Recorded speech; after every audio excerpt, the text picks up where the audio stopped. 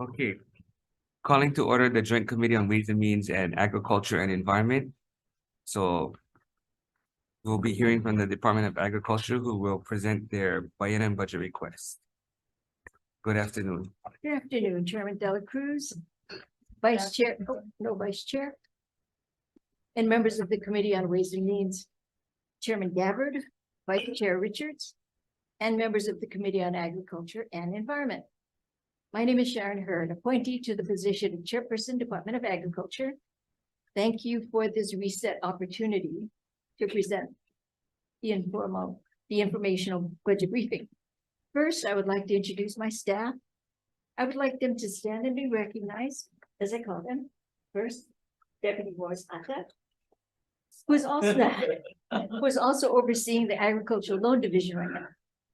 Representing Ag 122, our largest division, plant industry, is Darcy Oishi, Acting Plant Manager, Plant Pest Control Branch. And behind me, I think I have Greg Takashima, Acting Manager, Pesticide. And Jonathan Hill, Inspector of Compliance. Representing Ag 141, the Agricultural Resource Division, is Kurt Psyche. He's the Agricultural Infrastructure Branch Manager. We have Linda Barat, Agricultural Lands. Thank you. You know, sorry, Sharon, if you can just make sure you speak in the mic. Just, Come in. Okay, so they'll just have to. yeah. Okay, then there is the Ag 132, which is Animal Industry. Representing that division is Dr. Isaac Mehta, Administrator, and Todd Lowe, Branch Manager for the Aquaculture and Livestock Support Services Branch. From Ag 151, which is our Quality Assurance Division, we have Dr. Leo Obaldo, Acting Administrator, Keith Otsuka, Acting Commodities Branch Manager, and Richard Cohen, Measurement Standards Branch Manager. And Ag 171, Agricultural Development Division, we have Dr. Matthew Loke, Administrator. Yeah.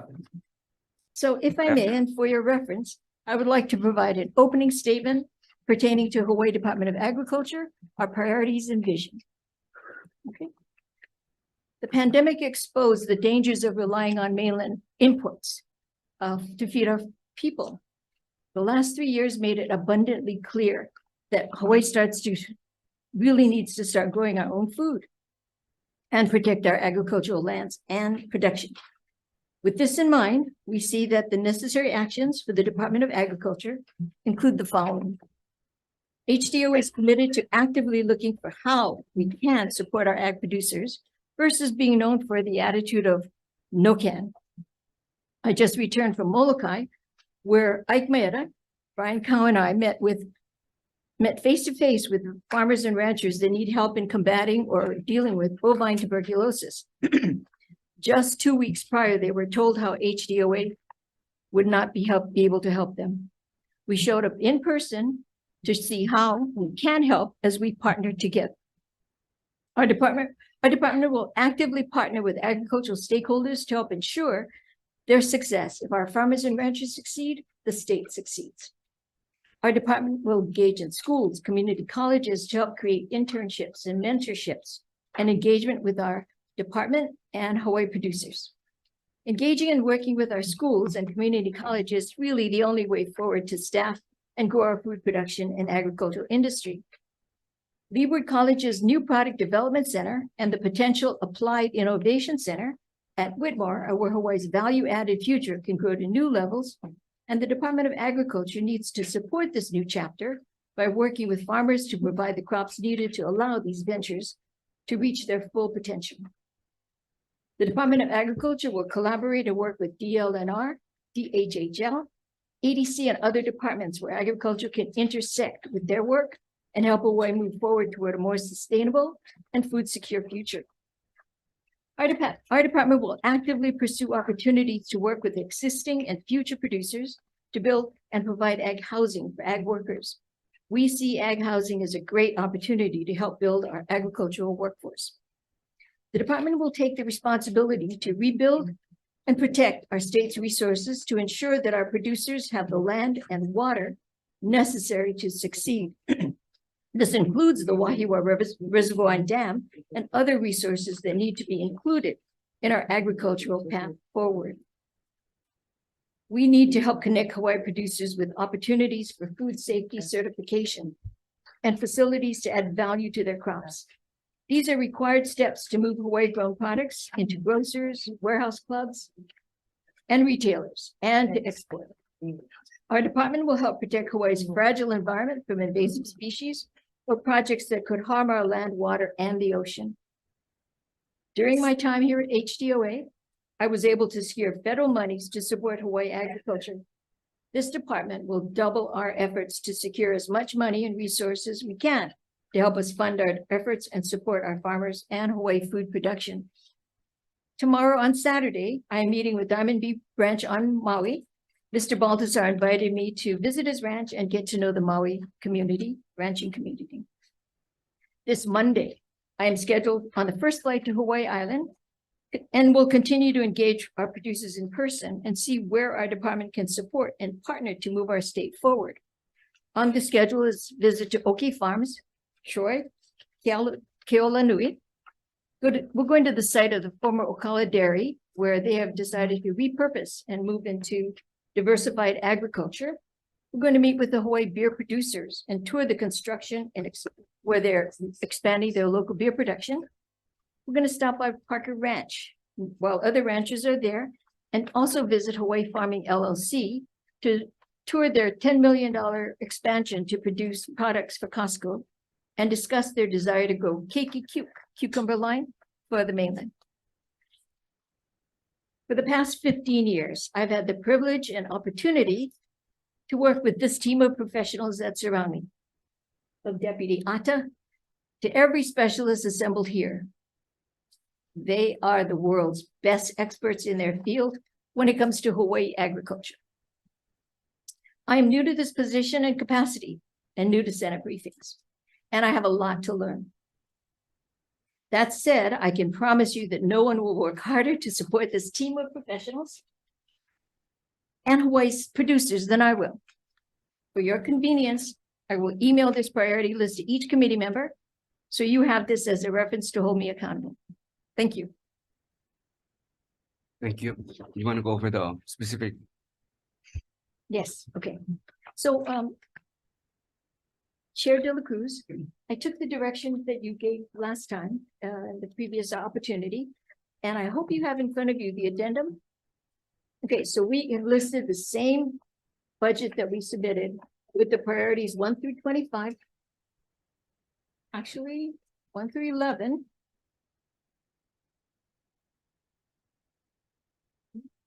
Oh yeah, and then it goes on to the next page, 1 to 25. Okay, which is the page? I know you guys were supposed to submit, was it yesterday? For the governor to consider governor's message requests. I don't have privy to that. This is that for the steady state budget and the new request that's still being finalized, and the formally, I was told it would be formally submitted on January 23rd. But what did you send to the governor to What did I submit to send us to on the the governor? 23rd? We had the Wahiwa Dam in there. Yeah, so do you have a list of that? Actually, I was told respectfully that some of the things that were on my list may or may not be incorporated into the new budget, so that I reserve the right to allow them to review the list, as it may not appear in the formal budget submitted on the 23rd. Yeah, so that's what happened with Department of Education. They just gave us what they submitted to the governors for governor's message, knowing that not all of it might be in. But if not, we're gonna have to end up with another info briefing. Oh, but what if it doesn't appear on the final budget? It's okay.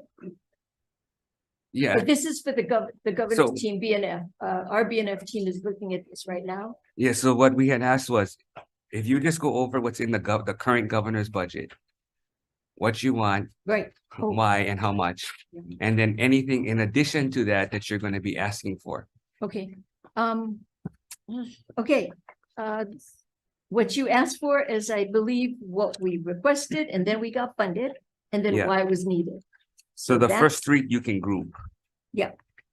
Okay, So those three were funds for collective bargaining increases for positions that were converted for special. Oh, converted from special to general funds that were not included in the collective bargaining funding legislation. So that's for pesticides. 122, I'm sorry, that's plant industry for the different branches. Then the fourth one was for. No, you don't have, there's no governor's, it's not in the budget, right? That's right, but you wanted to know what was the impact, why was it needed? No, I just want to know what's in the governor's budget. Okay, so then number 5, general funds for current expenses, also not funded. Number 6 was funded, but at a reduced rate. Yeah, so you need to just defend what's in the bill, in the governor's budget. Okay, so the number 6 was in the budget, but at a reduced rate. So the priority was for, ag request was 1.3 million. The request was 600,000. The governor's decision was to fund 600,000 and 350,000. Okay, you don't have to talk about the, at this point in time, you don't have to talk about the department requests. Only talk about the governor's decisions that got approved. Well, he did approve it, but at a reduced rate. Yeah, but you just, that's fine. Okay, so we can go on? Yeah, Okay, the next one that was funded was priority number 8, general funds to continue bovine tuberculosis operations on Molokai. Fully funded. This is going to allow us to continue the work we're doing. Then the next one that was funded was number 11. Funded at a reduced rate. no, but we can see that, so Okay, you just. alrighty. So then we're going on to number 17 priority. That was funded fully. That was the general funds for rent payments to Department of Transportation at Daniel K. Inouye International Airport. The next one that was fully funded was number, I guess that was it. Okay, so this second batch is now what you're asking to be in the governor's message? Yes. Okay, Oh, this is your CIP? Yeah. Okay, so this is in the just go over governor's decisions, okay. animal quarantine. The animal quarantine was fully funded, but the method of procurement was changed from bonds to general funds. Okay, Okay, the next one was the. Whoopsie, gotta go to the next page. Okay, the Kahuku Agricultural Park Improvement, same thing, fully funded, but method of financing was changed from bonds to general funds. okay. Technically, it's not fully funded yet because this is just a budget request. Okay, so the request was fully funded. What's the correct terminology? Sorry. No, so the governor's asking for the full 2 million. Okay, the governor's asking for the full 2 million, just change the method of financing. The next one Yeah. was priority number 9, which was the quarantine greenhouse improvements on Oahu. No, right before that had the health safety code and other Oh, I requirements, see. Yes, excuse me. $1 Sorry million. about that.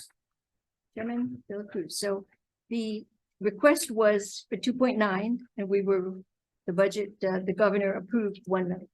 Okay, Okay, reduced amount in general funds. Then number 9 was, 600,000. right, the request was approved for the quarantine greenhouse improvements. Then the WAM-AEN irrigation system improvements, also. 2 million. You can just. Yeah, $2 million. Then number 11, $3 million. I guess the form of financing was changed on this. From bonds to federal funds. No, you got both in the governor's budget. Oh, it's the same priority though. Yeah, so you're gonna have 3 million in the budget, C funds And 3 million in and funds. Got it. So that's total 6. Thank you for the correction. 12, the Waimea irrigation system improvements. 3.5 million. Halava Animal Quarantine Station. Reduced funding by 300,000, but increase funding to 6 million from 5.3. 14 was not funded. And then we have a new request. The Wahiwa irrigation system, Wahiwa Dam and Lake Wilson Reservoir, Oahu.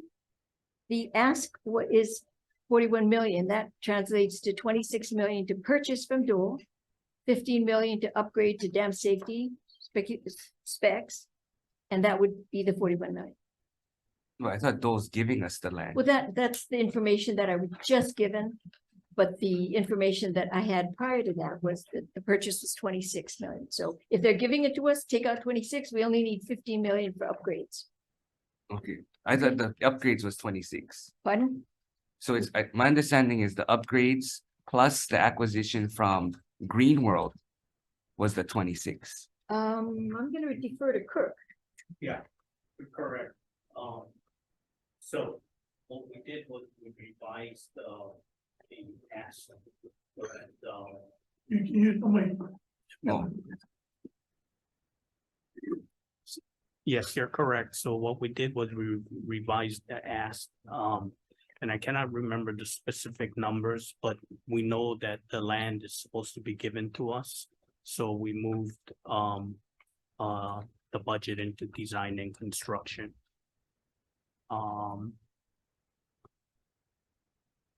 And I don't remember. the difference. Yeah. I don't know how you got from. So there's 15 million more. What do you mean? Because here you have 41, Yeah, but I thought, sounds like we both agree the number was 26. yeah. So, So do you guys know how the extra 15? no, we don't know. I Okay. know we commented on the fact that the land was supposed to be given to us. And I cannot remember if we transposed the 41 into design and construction or reduced that. Okay. And Chair then De La Cruz? what is the 2 million? Is that an additional request too? It was not, no, this was one that was not funded. We inserted the new right in there. This was number 15 on the priority list, and it was not. Oh, I see. You actually put new. Yeah. Okay. But I do have a, Chair De La Cruz, if I could mention, I would be amiss if I didn't mention that Brian Cow is not here. But he asked me to say that should we acquire the dam for the repairs to bring it up to dam safety standards for public health and safety rules, he said he could do that. But he would like an additional, and the number is the range is very large. It's 60,000 to about $1 million for upkeep and maintenance, dam safety fees, inspection Yeah, so services. you just give that, you have to give us something in writing. Okay. Yeah. All right. We'll That do was just brought up. Okay. Okay. Well, last year we had DLNR because DLNR is supposed to take possession, I think, of the lake. ADC takes possession of the irrigation system, and DOA takes possession of the dam. Is that correct? My understanding was that's correct, and then ADC operates and maintains the irrigation system in the dam. Okay. Okay, what about any of the new requests going to the governor for consideration for the governor's messages? Well, we have some things going into consideration, Chair De La Cruz, but they're not tied to money. It's things like Act 90. So let's move on Act 90, but there's no money involved in that at this time. So Okay. Questions? I don't want to hog all the questions. uh-oh. Yeah, go ahead. So you're starting on Act 90. Where were you going with Act 90? Act 90 is to actually implement the act, is to move the lands from DLR to us. And I guess there's a little bit of a complication as to what kind of lands are coming over and what they can be used for. We would like, from the feedback, is to move the lands that are transitioning over, if they're arable, if they can be used for farming, is to offer them to the new farmers.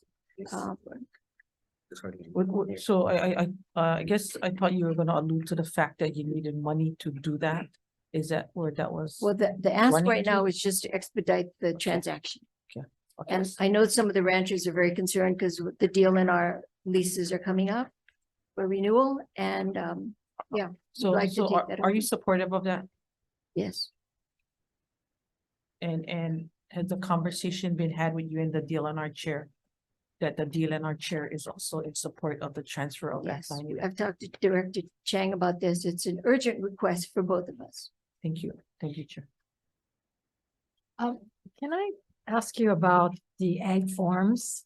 This is something yeah, that's okay. been kind of a pet peeve. So how many ag forms do you folks print out and what's the cost? What's the yearly You're talking about cost? the egg form? The ag forms that the ones on the airplane. Okay, Senator, yeah, Senator Kim, we just, it's a very timely question. We're just meeting on it. Director Sniffen is meeting with the DBET director, Sadiesu, I believe. And of course, it is our form.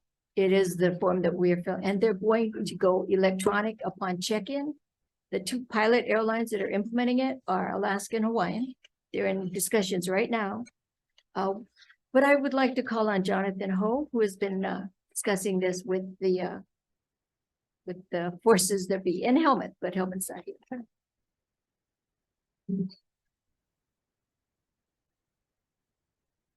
Compliance chief. Good afternoon, Jonathan Ho, Inspection and Compliance Section Chief. So the forms currently now, the cost is actually absorbed by HTA. So the department does not pay for the cost of the forms. Do you know what the cost is though? I am not aware of the actual cost. 800,000 a year. That sounds about right. It's very costly, yes. As for the total number, yeah, again, I'm not exactly sure that as to the total number. So, of actual forms. so you're moving to do it electronically. Yes, so we've worked with HTA and there is an RFP now, and I think it's been awarded for a feasibility study to get the form to get implementation. Again, as Chair Hurd said, it's going to be with Hawaiian and Alaska as the primaries for this. Well, when you say primary, all the airlines will be implementing it. Correct. So the feasibility study is, I think, to ensure that it will work, and then we're using a smaller subset before it's going to be rolled out to all. Okay, but it's not going to be just the ag portion, it's going to be the tourism portion as well. That is correct. It's going to include both sides of the existing form. So what do you do with the information that you get? From the department standpoint, the only requirement is to ensure that people did declare or not, and if they did declare, that they present the articles for inspection. After the forms are checked and the passengers are cleared, all the forms are transferred to HTA. So the department does not maintain the forms. So, but what do you do? I mean, so who determines whether everybody fills it out or not? So the forms, so what we do, well, so the statute allows for a single adult member of a family to apply for the entire family. Right. So there's no way at this time to determine exactly who's in what family. Mhm. So Well, there's no way to even determine that they're filling it out.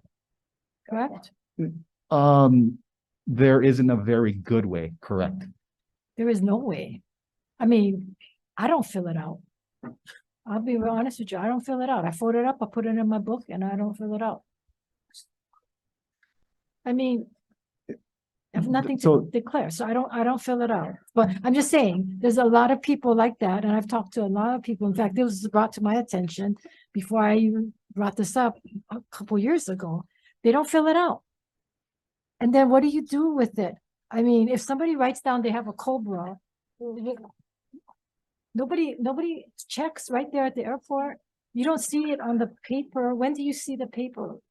So we get the forms just before the bags are declared. And if someone were to declare regulated items, we're going to use the resources that we have to seek that person out. But you don't check it all right there. Yeah, you don't. You're going through every single form as just before the bags are come. How many people do you have doing that? On a daily basis, between 3 and 4. For how But- many flights? Currently now, I think it's about 32, A day? correct. Because we don't have a night shift, so the So the night after shift one, hours- nobody does. unfortunately, no. Yeah. So we So- follow up after the fact. So all of the United flights that we come in later or 8, 9 o'clock, 5 o'clock, nobody checks it, right? So if somebody Correct. If states they're- they have a Cobra or somebody states something, you don't check. In fact, I've had someone tell me they put down something like that and they put their phone number and nobody ever called them. I find that hard to believe. We have, I'm just Taken- telling you, they've done it. and nobody- I'm not questioning, that statement. So it just leads us to think that how effective are these forms? Now, I just came back a couple weeks ago from New Zealand, okay? And they have a thing where you cannot bring in any kind of fruits, and they're serious. And so they even lock your passport into a case, because I happen to have a banana that I had from United. I had a banana. They lock your thing, you have to go to the customs, and then the guy says, you have anything else? And I says, no. And he says, if you do, it's going to be $450. So I go out there and you have a guard with a dog and the dog is sniffing my bag. And so the guard says, do you have, I said, I had a banana, but I, gave it up. He says, oh, because the dogs can linger the smell. So, but they find you right there. I mean, they're serious. There's nobody at the airport. There's nobody monitoring it. Only once in my whole time that I've been traveling, I think in the last 8 years, one time I've seen the dog, an inspector. So we do have dog handlers, the dog, No, the point is, we're not serious about it. We don't enforce it and people don't pay attention to it because there's no enforcement. So it's not serious. Do you know what I'm saying? You don't have the resources or you don't have the people there, then I don't know how effective it is. But if it is serious, why not beef it up? Yeah, So I agree that the form is not the best tool to ensure compliance. I mean, it is a piece of paper. There is no question of We that. know that we're a Oh. sensitive ecosystem. Eh. And that biosecurity has to be handled a lot better. And so there is a very distinct difference in the declarations that we get with goods for visitors versus residents. The visitors are far more compliant, and again, I think they're trying to be good stewards, and the form is providing them that kind of that understanding that it is. But even if you just had the dog, So as people are leaving the plane or in the baggage claim area, the dog would know if there's something there.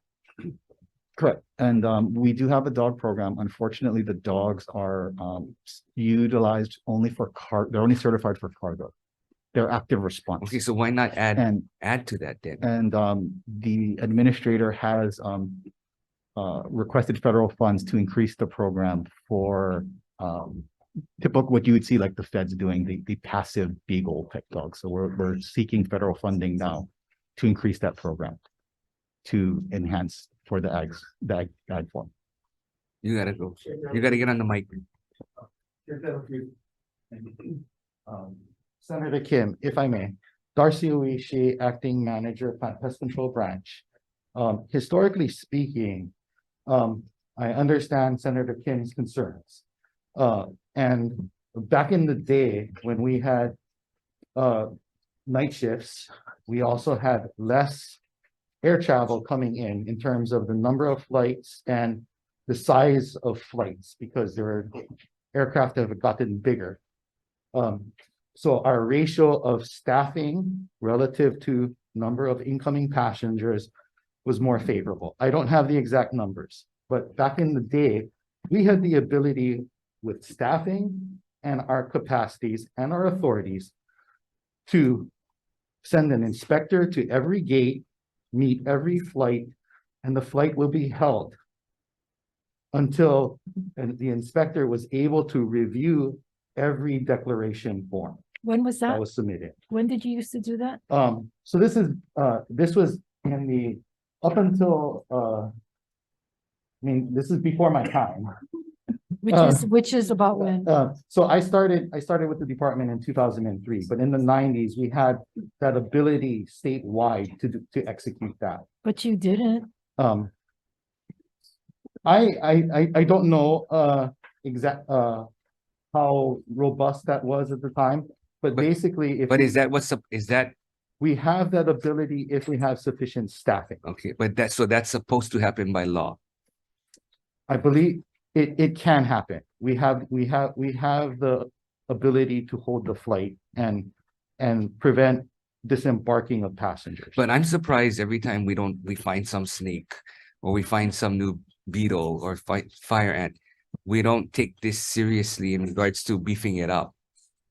So we react to it when it's here, and you see everybody trying to figure out how you're gonna contain it, but there's still nothing at the airports. So I think electronic manifesting of basically of passengers and what their declarations are will help facilitate the more efficient use of staff for screening and ahead of time to overcome some of the issues. So We also have the ability then to basically use the system to guarantee that each family is having a declaration filled out. So it offers a lot of flexibility to address the gaps that are existing. so they fill it out before they get on the plane.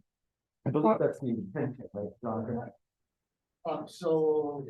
Wait, you gotta get on the mic though. Yeah. I think New Zealand was individual, yeah? Yeah, your little cards. Yeah.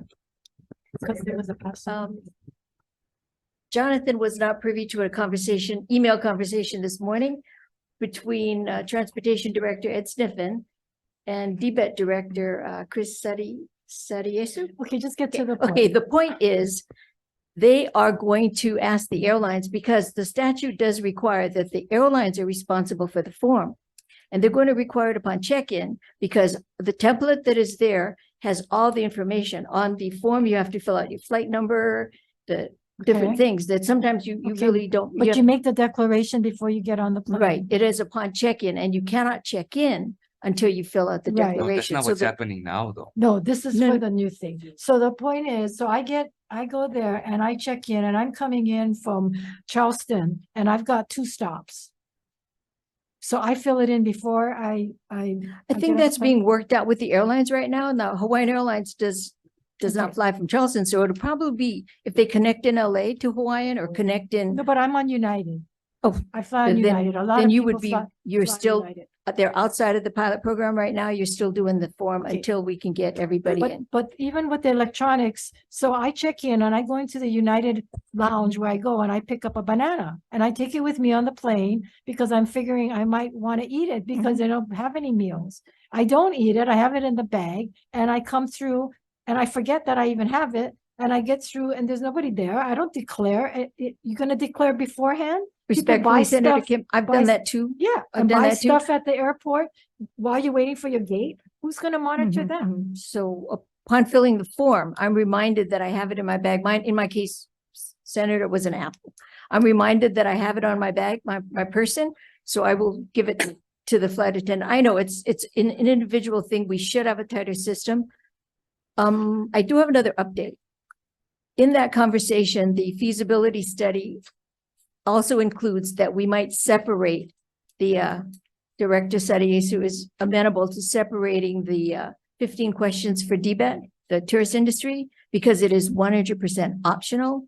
We're trying to take care of the required Right, information and that we we'll need. get to them when we do Right. DBET on that issue. But right now, this is required by law. Okay, So is. we just want to say, how are you actually carrying it out? Because it's one thing to say you have the ability to hold the plane, but you've never held the plane. And I don't know that you have enough time and resources to review every form to determine whether or not you're going to hold the plane. I'm going to give you a real life what happened. So the United forgot to put the forms on the plane. Okay, they forgot, and I was on this flight now, they forgot to put it on, they apologized. So they said, when you get there, you're gonna have to wait because we're gonna get the forms. So they get the forms, they don't let anybody leave the plane. So now we're filling out, they don't provide the pens, people want to get off the plane. And then it won't let anybody off until they get all the forms. But there's no way of checking on who signed the form or not. So I signed the form and I'm standing there and I want to leave and I'm in the front area, so checking out. And there's this local person and he wants to leave. It almost started a riot. He goes, and he started derogatory names. How can you hold me back? I filled out the form. Why aren't you letting me off this plane? That's why we don't want white people here. I mean, he went on and it got really bad. And so there was an agent there and I said, we filled out the form. So why are you holding up? Why are you causing this stuff? And she goes, well, we don't all have that. I said, well, how do you know every single person filled that out? You don't know that. And so how can you hold the rest of us up when you have no way of knowing? You're going around chaotically picking up these forms. You won't let anybody leave until you get it all, but you don't even know if you got it all. It was crazy. It was almost a riot. So just, I think, a comment specifically, I think, about manpower. The issues that we're discussing here are primarily for Oahu. Maui currently is able to do, as Mr. Oishi said, they do check planes on arrival. There are inspectors there on Maui Island.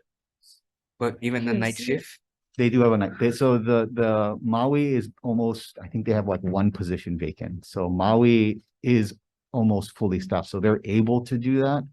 But do they do it? Because Senator said she hasn't seen them. On Maui? Actually, what I see is, and this is my other issue, is I don't know how you guys do your handlers on your dogs.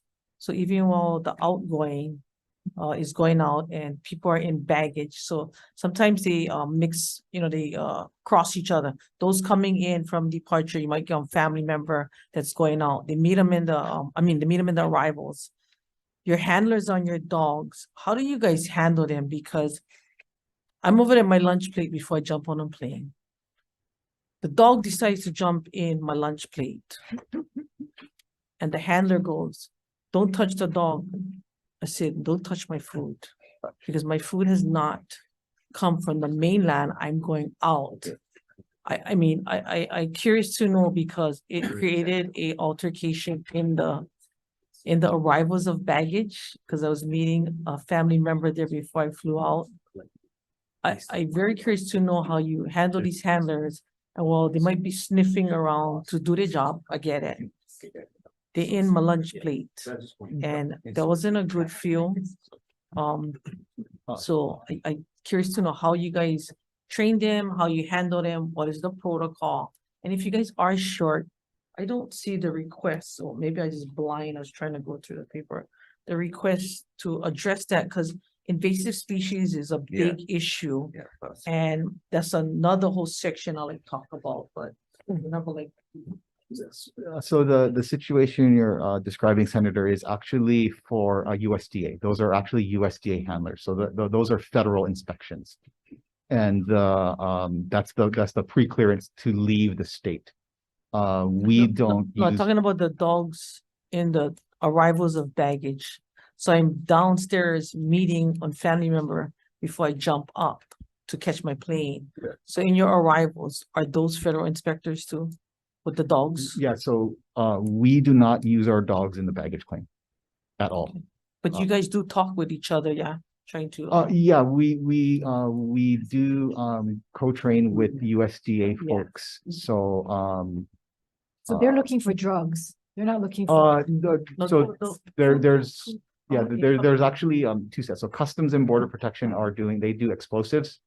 I'm not aware of dogs. And then the USDA folks are doing for fruits, primarily fruit fly hosts to the mainland. Well, I think the whole purpose of this is to find out what the department is doing if this is so important, how are we beefing this up? And why aren't we getting this kind of information or getting requests if we're gonna beef it up? Because if you're gonna require it and it's a law, then you gotta enforce it. And you gotta be serious about it. And people know coming in, they're gonna get fined $450 right there. And, you know, I wasn't gonna pay $450 because I had a banana in my bag in New Zealand, and I wasn't chancing it. That's a good thing because they had the dog and the person there. See, I haven't seen anybody read it. So usually when we're waiting at the baggage claim, that's one of the first things to come out in a container. And you see the bag with all the forms. So you read it before it even got to the baggage claim? The forms? I So doubt it, huh? Where did you read it? in Honolulu, so the declaration forms come out just before the bags do, and the staff start going through them immediately, because that's the quickest. I've never seen anybody there looking at them at the baggage claim. By the time they've gone, the people left the airport already.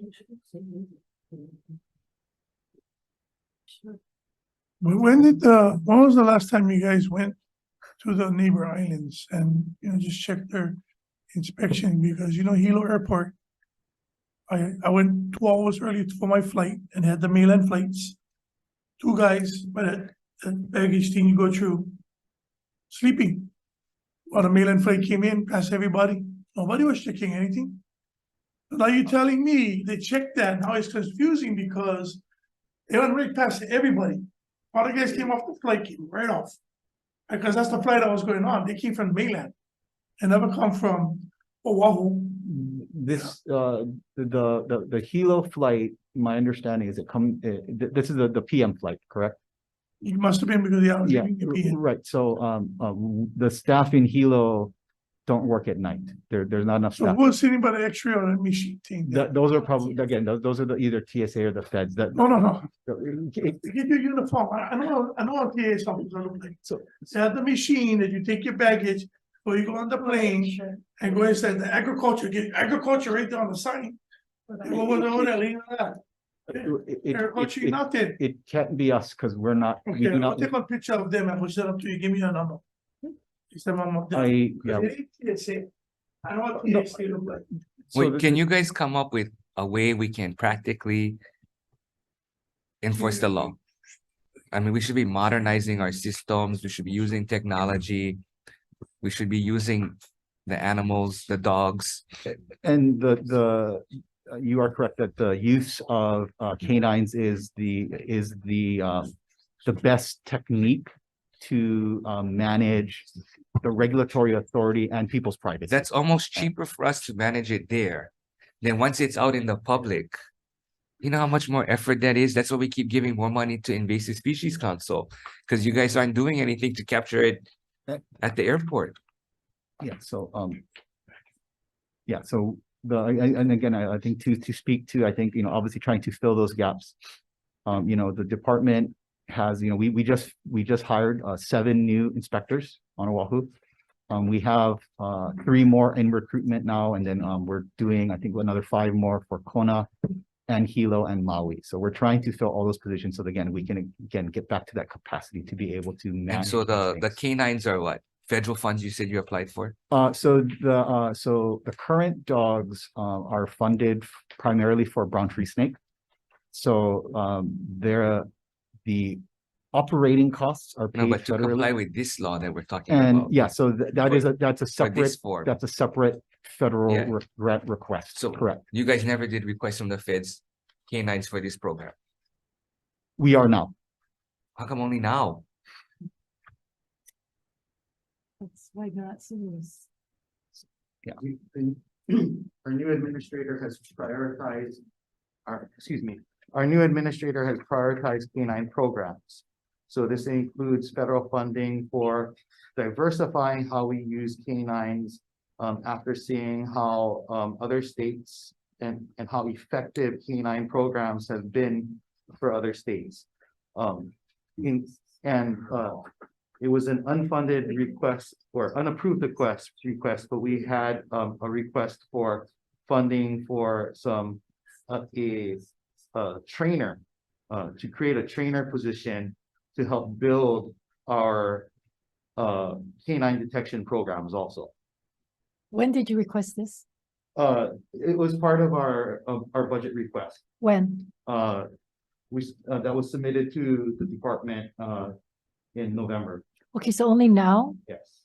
Only now, all these years? It took you all these years to determine that dogs are the best way to do it? We had a prior program before which included a trainer primarily for BTS, but, the positions were lost.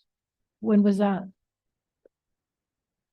Okay, now the whole point is, if this is in the law and it's serious and it's important and it's damaging our crops, then you need to put more priority in it. You kind of say, oh, we had it, we lost it, oh, we put it in when now 10 years went by, we didn't do anything. You don't put teeth in it. You don't put the fear in these people like they do in other countries. Like if we find it, you're going to get fined. You know, you don't have an inspector coming on the plane saying, okay, you turned in your forms, and if you didn't declare and we find out, you're gonna get fined. I mean, you know, there's an amnesty bin. There's nothing. I read the form, you can barely read the form. And it has all this googly gop stuff about the law, but it doesn't say if you have something in there, you know, so you guys have to be creative in looking at how you're going to enforce the law and how you're going to protect our crops and protect our island from all these invasive species coming in. So one question I have is, would you be willing to review your policies on the declaration forms and then report back to us on? Chair Gabbard, we will. That was what I was going to say. We have Deputy Morris Atta here, who is skilled at reviewing rules and writing legislation and requests for fulfilling our mandates. And I see that the team is working very hard on it. Apparently, there's been handicaps with the kinds of requests that make it to the funded budget. So we'll get back to the drawing board and we'll put something together and we'll have it to you. Well, you made the request in November, you said, but so that's not one of the items you announced though. It probably didn't make it. Yeah, it was not approved by governor for funding, Governor Ige or Governor Green? Governor Ige. Did you make a plea to Governor Green? I will, Senator Kim. Okay, so that's what I mean. If you're passionate about it, you're not going to stop. You're going to keep going. And if they don't put it in, then you need to tell us. Okay, I will. Right? I mean, will. that's what we want to see. We want to see that kind of passion for what you're mandated to do. Then I if we think- don't do it, then we're at fault. I see, Right? yeah. Well taken, Senator Kim. We do have the passion and now we have the vehicle. So we'll take that under consideration. And Please Yeah. make sure the vehicle don't move flat tire. We're always worrying about the mainland. yes, Hold on, it's working on the mainland. Wow. We on Tropical Island, you're getting the problem with the diseases. right. You know, you guys always gotta wait to a trend happen in the mainland before we're gonna catch on. You know what I mean? So if our dogs get fleas, we're gonna get fleas too? I mean, come on, man. Okay, You sound aggressive. I want to tell you that you sound aggressive here. Yeah, do that in your field. When you're talking to Senator Kim, you sound very assertive. I don't think so. I think you're mistaken. Be assertive just like that, telling Governor Ige, you're mistaken. We need the dog. Yeah. Governor Green, we need the dog. See what I Okay. mean? But you can talk to us. That's what I felt like. Felt like you was being a little bit aggressive when she was telling you what she witnessed and what she witnessed and what somebody told her. And you said you told her, no, I don't think so. So you should have told that to the governor, just like that. No, I don't think so. I apologize okay, for he that. can teach you, he can give you lessons about that, so, No, Senator Wakai. You know, this program has been in effect since 1947. That's when the state first started putting out these paper ag forms. And I initiated this entire digitization discussion with HTA. You know, we talk about DMAPs and stuff, and this is part of the evolution of the DMAPs was to digitize the ag form. And for all of the holes that we poke into it, the ag form is really just an honor system, right? If people are going to be dishonest, it doesn't matter. People are going to do what they want to do. But the digitization allows us to inform them and educate them before they get on the plane. By the time they get on the plane and fill out the thing, they already have their COBRA or contraband in their bag, right? The key is to educate them before they get on the plane. And so the digitization is a wonderful tool because before you even get your boarding pass from Alaska Airlines, you have to fill the thing out. So you're going to get 100% adoption, which is what we don't get now with the paper form. So I think digitization is going to dramatically change the way people hopefully are honorable about filling that form out. But I was wondering, with the paper form, when was the last time we ever busted anybody who was honest in saying that they have contraband? I'll defer to Jonathan on that, Senator Wakai. So, we regularly, get, I would say, obviously, I think the Cobra, example, I'm not aware of one. There was a snake that was dropped in an amnesty event way back. But we do regularly get other regulated articles, usually, like fruit and veggies that are specifically regulated for importation. We get those on a daily basis. Florida citrus, corn, radishes, rutabagas. So there's industries that were coconuts, orchid plants. So those things are declared, and we do take action on those on a regular basis. Yeah, but you guys know, I think even with COVID, once you put somebody on the news that they violated it, you're sending a message. So that was the case what we found with COVID when people weren't complying with the law. Once it was public, people started getting an awareness. So I think that's what he's referring to, is if you can at least enforce the law, make it public, other people will know, hey, I don't want that happening to me. Yeah, but you're talking about people putting it in the amnesty bin, correct? But No, when no, was- these are actual declarations, and we go and search them out, and we get the goods from them, and So did they get fined? so they've declared it and they presented it for inspection. So No, I think he's talking about what happens when you don't declare it, you're caught. So How many times did that happen? I'm not aware of a citation, We'll see. and there's So if, some challenges with that. so you've had people put down, they've had certain kind of fruits. And when did you catch them? When did you actually track them down? At the baggage claim? The baggage claim? Yes. How many have you done that? Probably on a daily basis. I could probably try to get a report on the actual rejections. It's done quite frequently in terms of rejections, like for fruit and veg, because I'm gonna be traveling soon. I'm gonna bring in a banana and I'm gonna log it down and see so- if they get me. I mean, no, I am. I'm gonna try it because absolutely. I've not seen that happen at all. So the inspectors unfortunately have to prioritize, because again. Yeah, because by the time they get the form at the baggage claim, it comes out first. Then my bag follows right after. I pick it up and I go. And if I had any kind of fruit, I'm already gone with my Well, bag. that's even if you're honest that you declared it. That's what I'm saying. So that's why you need the canines. Correct. There's no So sorry, you're let telling me. me that they actually opened up the packet, went through 300, if it's a big flight, 300 of those shoes, found the one that said they had fruits and caught them right there at the baggage Yes. claim? Wow. How would you identify the name with the person? So that's where it gets into it, I guess for all intents and purposes, a kind of a cat and mouse. You utilize the form and the information provided in the back, and you have to profile people. I mean, there's no way around it. I mean, to some extent, because basically you have a piece of paper, that's all you have. And you have. Okay, you got it off with the canines though. Oh, absolutely. There's no question about that, senators, that that type of work would make the program far more effective. There's no question about that. They review the form in conjunction to what location to the baggage claim? That is correct on Wait. Honolulu. Where in the baggage claim are they? In the actual, basically, for all intents and purposes, they're right in front of the door before they leave the baggage claim. There's a podium, so that's where the inspectors would be. They're not I see the podium, but I don't see anyone there. No. I've never seen anybody there. So Have you ever prosecuted anybody? not for that, no, not that I'm aware of. The penalty section, because it is criminal, it's unfortunately a little difficult to prosecute people for that. If you can determine. Your That's the- credibility right now is waning because there's nobody there. We travel a lot.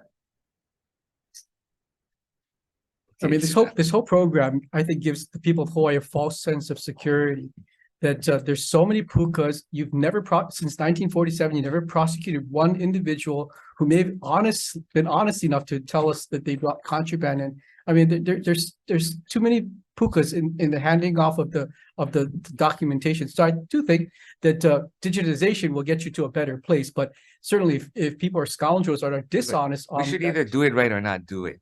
So if we're really gonna, Right. people are just gonna be, passive about it, let people through. Then we're paying all these guys and it's still going through. Let us either not have anything or we do it correctly. Senator Richards. Yeah, thank you, Chair. What I'm hearing is my colleagues very passionate about this and protecting Hawaii and protecting agriculture for Hawaii. And I'm a numbers guy. I look at statistics to figure out how we're going to go forward. And I'm listening very carefully to what's being said. I'm gonna come back to something that Senator DeCoit said. But first of all, how many employees do we have in Department of Ag, and how many funded positions, and how many vacancies do we have? We have 336 positions, 100 vacancies.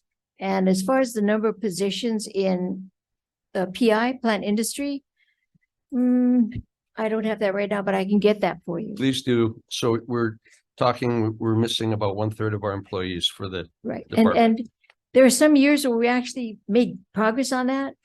But when you look at separations and I don't want hires, to get it's a stuck in net. the weeds on this, but Okay. I'm hearing, I said numbers. Statisticians, we're talking about the data, and again, this is harvesting data. Appreciate what Senator Molokai was talking about. We do all this work, but haven't done any prosecution. And to the point, Chair Dela Cruz, either we do it or we don't. And we either are serious about it or we're not. And so this is what I'm hearing my colleagues say, hey, we want to do this, but you have to tell us what the requests are and then how we fund this to go forward to get this done. I looked and pulled the statistics off of the your top 20 ag commodities for the last 3 years, but it's not last 3 years, it's previous to that because those statistics are late. And I know we lost a bunch of statisticians during the financial crisis. How accurate is this? Because I don't see the bee industry represented here.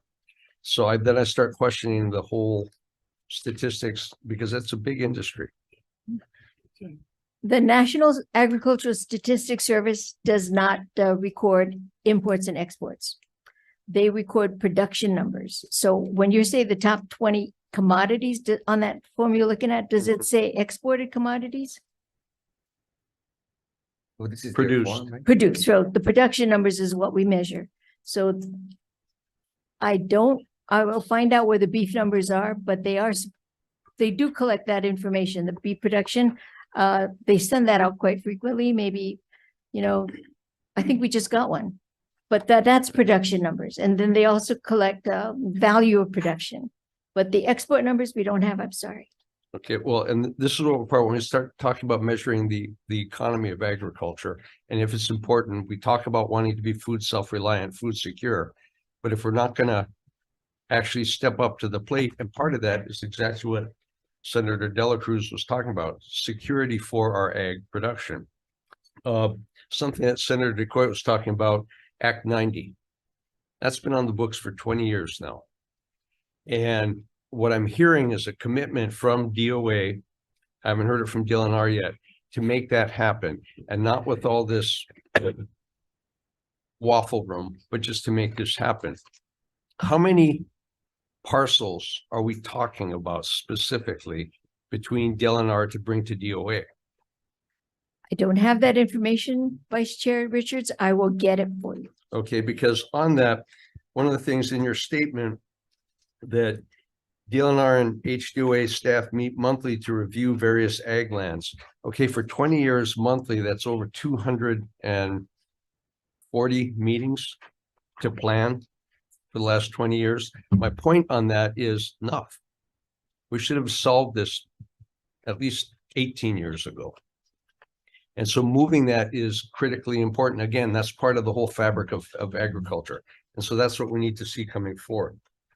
Some of the other things is, for instance, on Big Island, you talked about the slaughterhouse at Pauwilo. There's a rendering plant that was funded, but it's never functioned. Where are we with that? How are we going to help agriculture to go forward?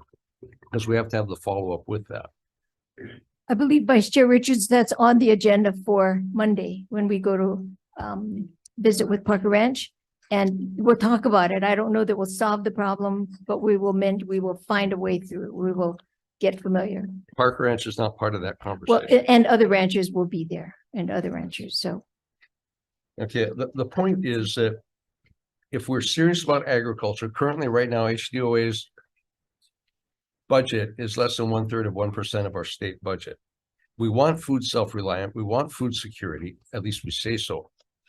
We have the opportunity to do it. We have huge tracts of land, available water resources. And I can go on and on about a lot of this stuff. I'm not going to right now. But my point is, if HDOA is not going to take the lead on this, you're not a regulatory only. It's supposed to be promotion of agriculture and solve the problems of agriculture. And that's what we need. And we, as the legislative side, are here to support. But something Senator Dela Cruz is, you got to tell us what you're going to do. And we decide if we're going to fund it. And that's what we need. well taken. Vice Chair Richards, I've got Deputy Morris Atta right here. He's heard the same message.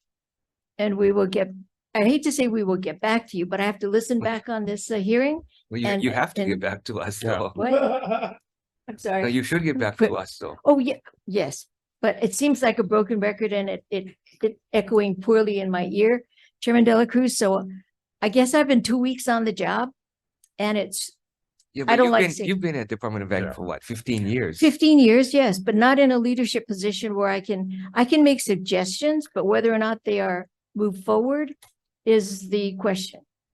Well, now you're the director, so you determine if they move forward or That's not. true. And I'm gonna do my best to do that. But you have the institutional knowledge I do. of where the deficiencies are. I do, but respectfully, Vice Chair, not in ranching. My shop was the market development branch, and we primarily went for funding from the federal government for specialty crops. My counterpart, Administrator Ike, he was over animal industry. They went after the funding for the animal and the animal protein sector. We have a buildup of the aquaculture and livestock support services branch with 4 new positions. So we're making our way through the animal protein sector. But as far as my institutional knowledge, I have a pretty keen recall for specialty crops. And I appreciate that. But what we're talking about is agriculture for Hawaii as a whole. And Vice so Chair Richards, with that, understood. Chair, I'm gonna go ahead because like I said, I can keep going, but now's not the time. Thank you. Okay, the last time I checked, the average age of our farmers here in Hawaii is 60.1 years old. And so I had a question for Morris. I think you're in charge of the Ag Loan Division. Is that right? Oh, yes, I'm the acting Acting, commissioner right, right right. now. I've spoken with young folks who are thinking about getting into farming, but they don't have the capital to get started and they're asking about loans. What are the challenges that you're facing in the loan division and how can we, as the legislature, address those issues? I'm glad you asked that question, Chair Gabbard.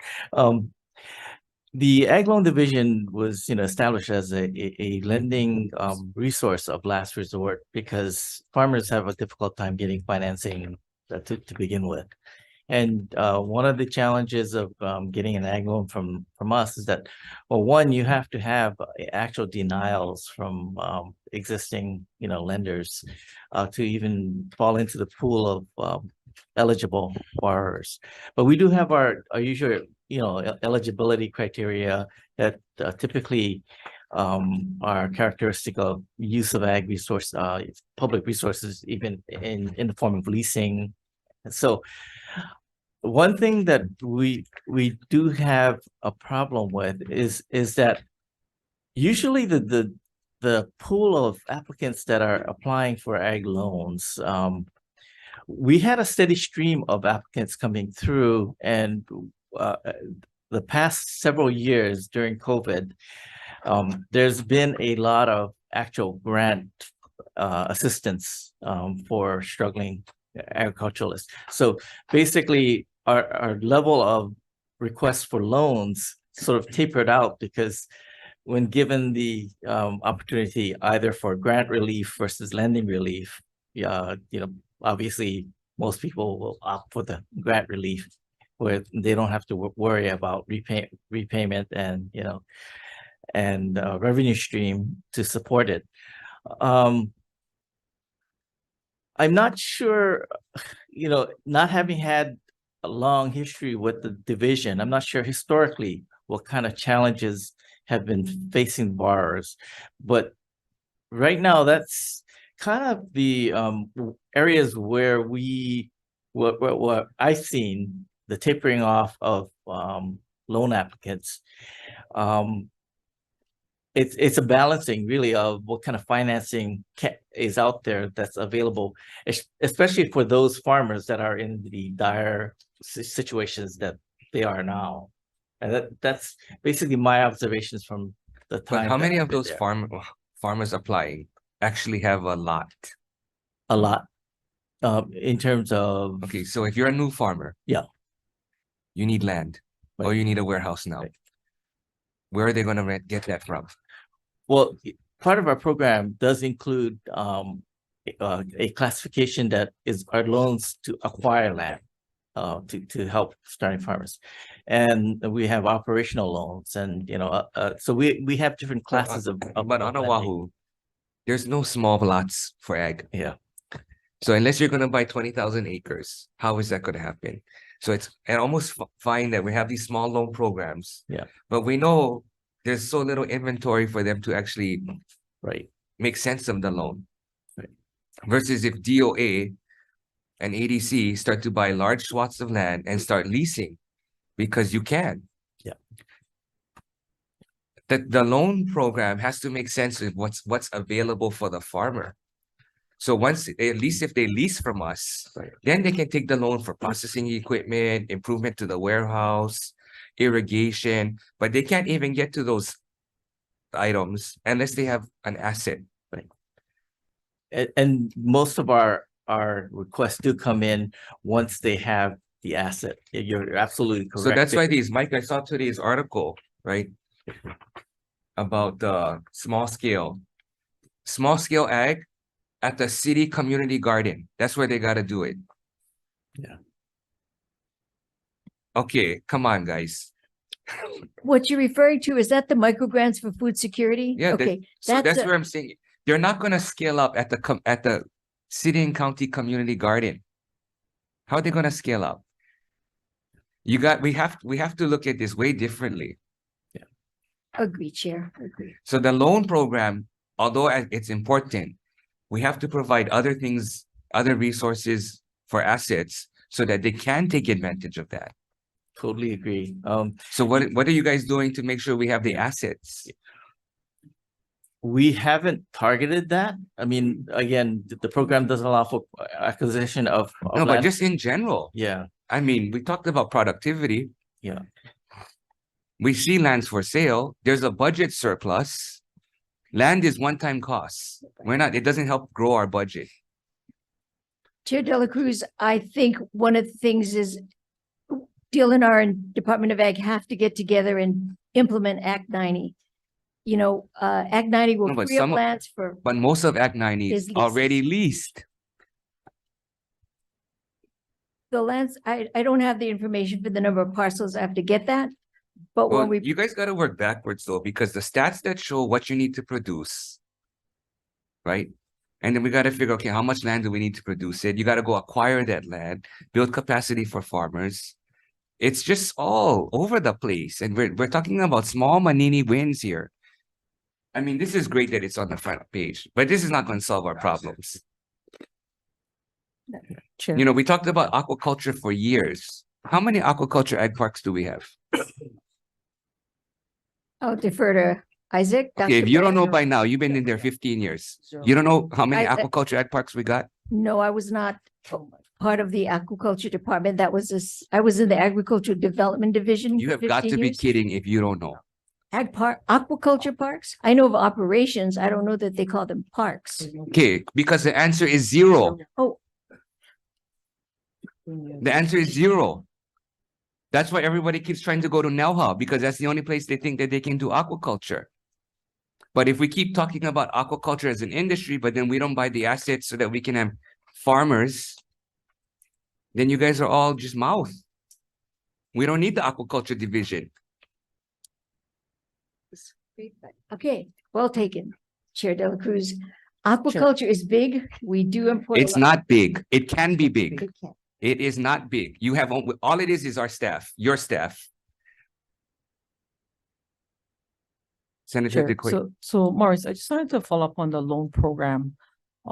It seems like it's been a challenge. And with the grants programs that you folks were running side by side, has the department looked towards just saying, let's just shift out of the loan program and direct them to farm service agency that provides low interest loans so that maybe the department can consolidate into prioritizing either it's buying of land or subject matters of other things. Has that been a thought under consideration to move it to farm service agency?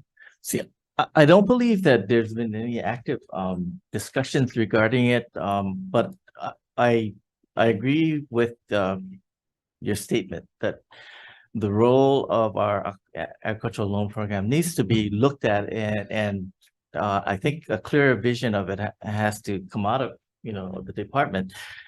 Up until now, it's always been viewed as the safety net financial resource for the agricultural community because, like we said earlier, farmers struggle all the time and they don't necessarily always have other financial resources available to them. So it's historically been viewed as really, it's kind of the last resort. Morris, the reason why I said it is because FSA has been around a long time.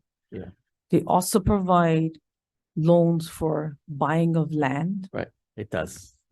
They vet out a clean process. They also provide micro grants and micro loans. Right. I think the consideration, so that way as we see how all over the board the department is, that maybe the loan department shouldn't be within the Department of Ag because the interest loan rate at the Farm Service Agency runs about 2.25%. It's also a 1-year deferred. It also guarantees you backing on the assets and personal assets to secure a loan anywhere from 25,000 to $500,000. Right. I'm not championing it, but as a farmer myself, the challenges to get through your loan process is crazy. It is the hardest thing to do, and it sets back an individual on expansion of an actual farming or ranching.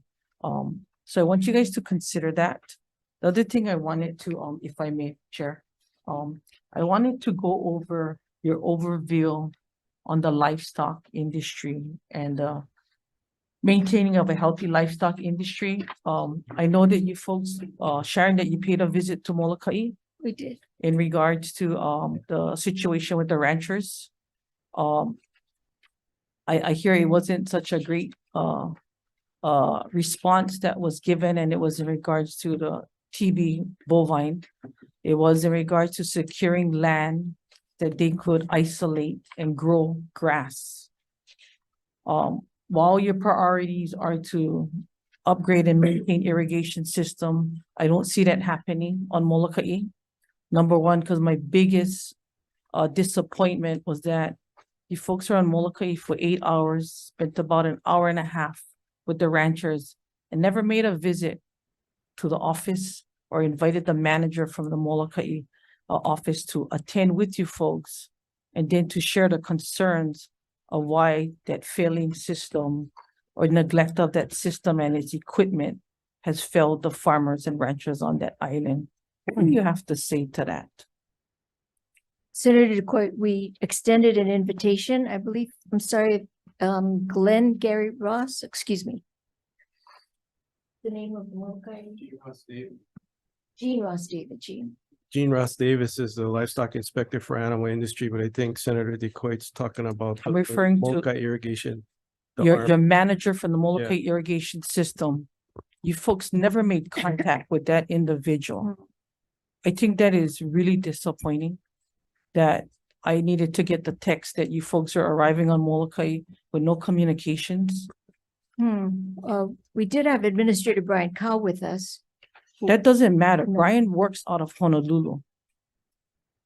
We have many challenges and equipment that we've provided, funds that this body has provided to address bovine.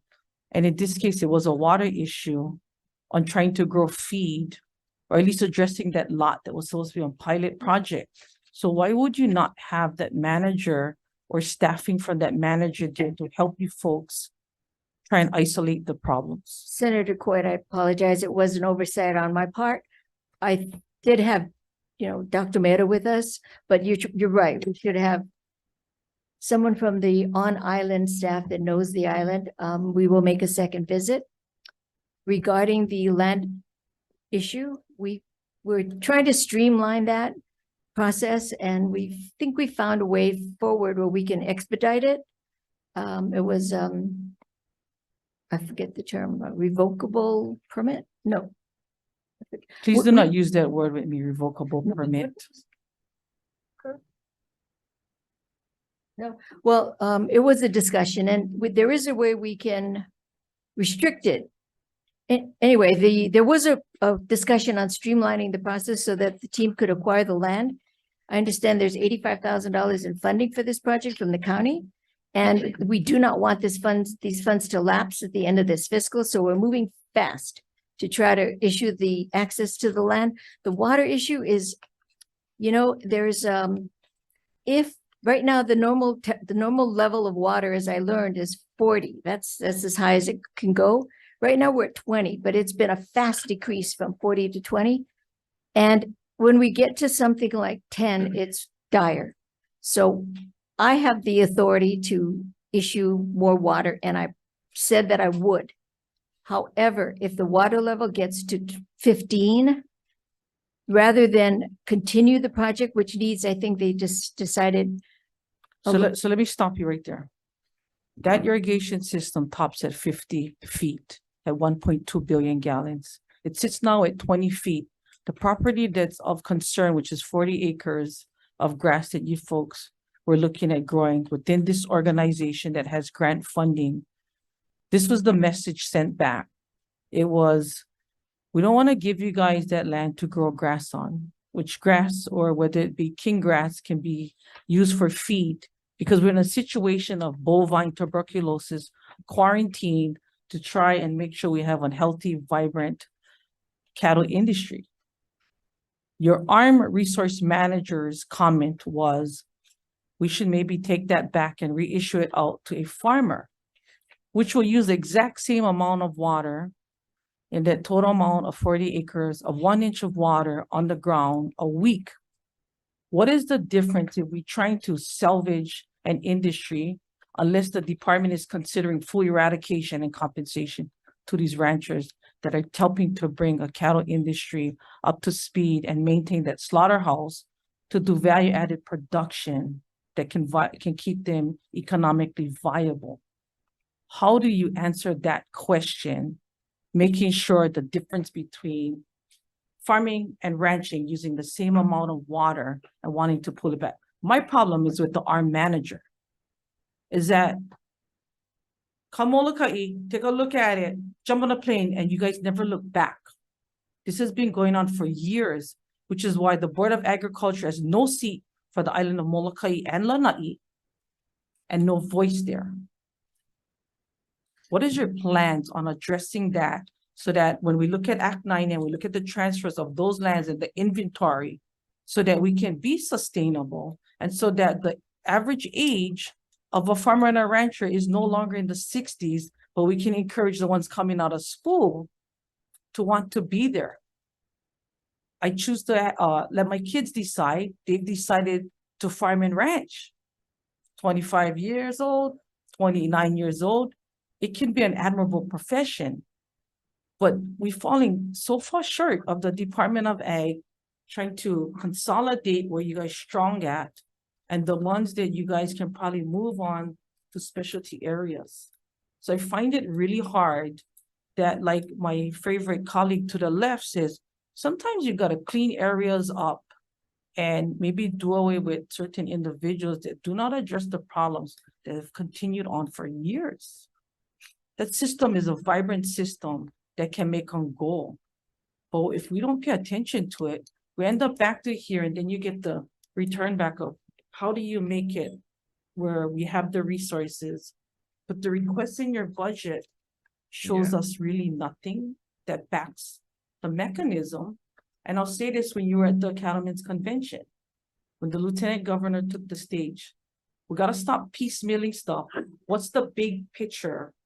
So that way we can end up with what we need to where we gotta go. Because grow we eat, and eat what we grow will starve everybody, because half the people not gonna grow. So we grow for those that don't wanna grow, but wanna eat. Yes. Senator DeCoit, words well spoken, well received. The big picture is this, we have to look at the statute again. The statute was designed for We prioritizing. have exemptions. We're in an emergency situation, Sharon. Yes, You know that. I do. You guys did an exemption for the Big Island. Do an exemption, or consider doing the exemption, and maybe again, go back and talk to the governor and say, this is the situation. The legislature addressed this last year, put the funding in there. Today is Friday, Monday is a holiday, some of us cannot go home. But again, this is why we do what we do, because we take the extra time and hours to work through the problems. We gotta eat, we gotta double food production, we gotta feed the people. Your department, I think, is the most important, critical department. So the priorities has to be set, and I think if we're looking to go forward, then you need to do that. You gotta make that commitment. You know, and I just wanna know, what is your plan? How you gonna prioritize?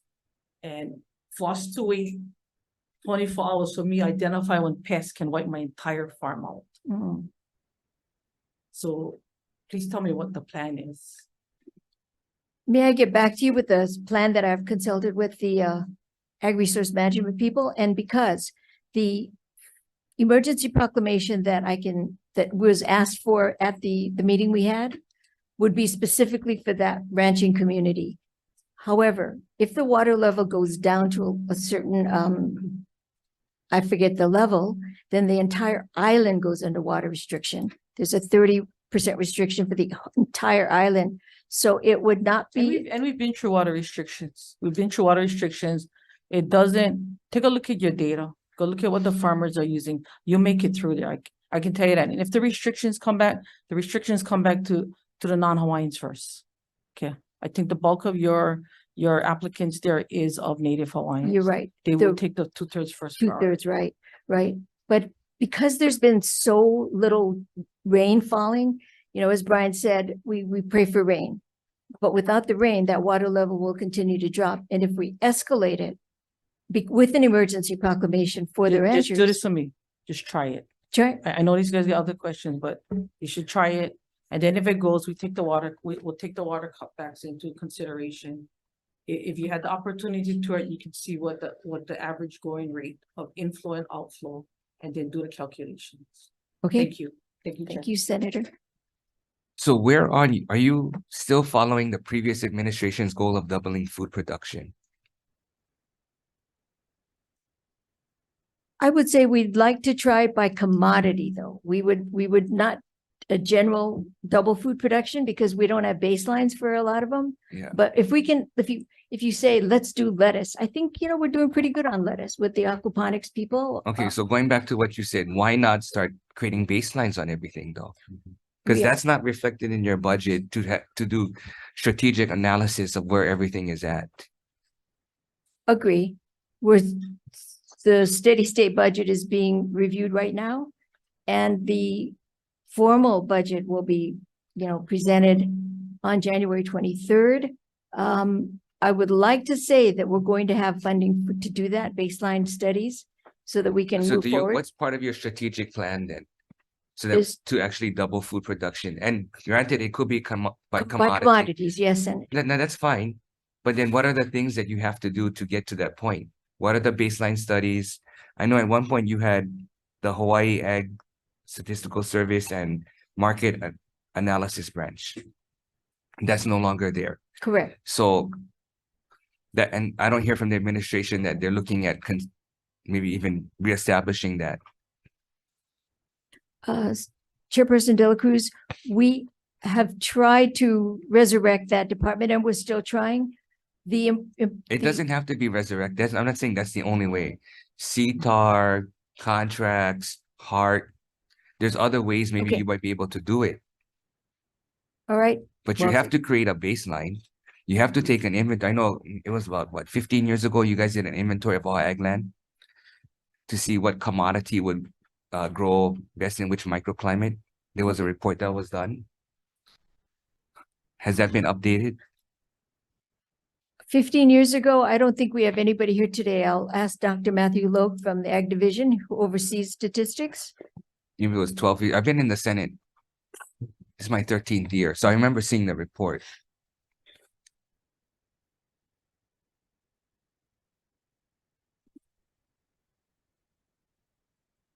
Thank you for the question, Senator. I don't have any recollection of the study, but what I can tell you going forward is that we have commissioned a study with CTAR to look at land area statewide and what commodities are best suited to plant those crops across the state. Okay, I think the report showed two things. I gotta go find it. It was a report that showed what is growing where now or at that time, and what commodities could grow in certain regions. Right But now, I that think- should be just updated regularly. Right. I think we have an assessment of what is grown now. And I think another senator did mention our top 20 commodities. And out of the top 20 commodities by value of production, 75% of the top 20 represents the entire farm gate production. No, okay, that's fine. But earlier in your statement, you said you want to talk to, or you want to include Department of Education and community college. So how do you tie in the commodity that's best grown in a region with the high school and the community college in that same proximity? Chair De La Cruz, the